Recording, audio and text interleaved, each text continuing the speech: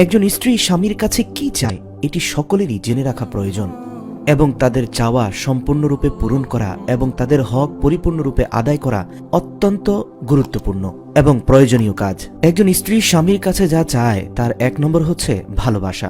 একজন স্ত্রী চায় তার স্বামী তাকে খুব বেশি ভালোবাসুক, তার সঙ্গে একটু সময় কাটাক, একটু হেসে কথা বলুক। 2 নম্বর হচ্ছে আরামের প্রতি লক্ষ্য রাখা।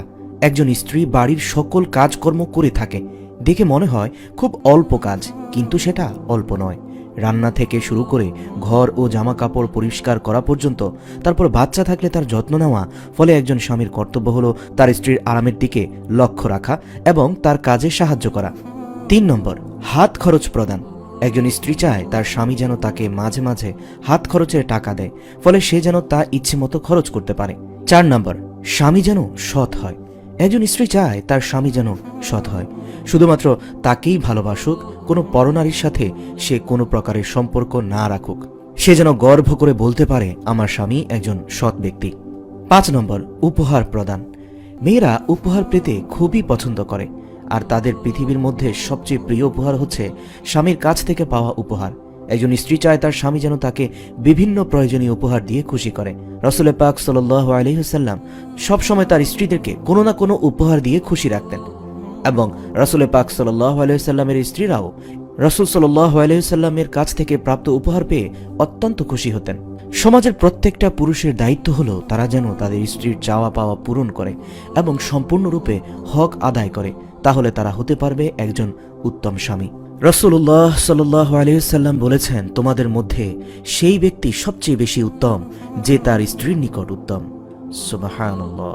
মহান আল্লাহ রাব্বুল আলামিন পবিত্র কোরআনে ইরশাদ করেন, আর তোমরা তাদের সঙ্গে উত্তম আচরণ করো, আর যদি তাকে তোমার অপছন্দও হয় তবু তুমি যা অপছন্দ করছো আল্লাহ তাতে সীমাহীন কল্যাণ দিয়ে দিবেন। সুবহানাল্লাহ। সূরা নিসা আয়াত নম্বর 19।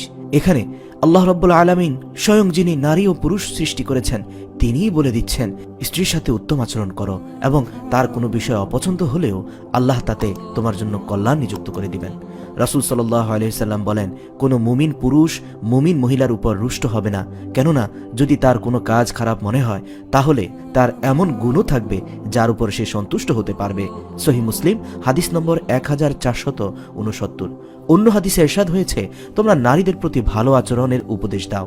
এছাড়াও সুনানে তিরমিজিতে বর্ণিত হয়েছে, তোমাদের মধ্যে সর্বাধিক ভালো মানুষ তারাই যারা তাদের স্ত্রীদের সঙ্গে ভালো ব্যবহার করে।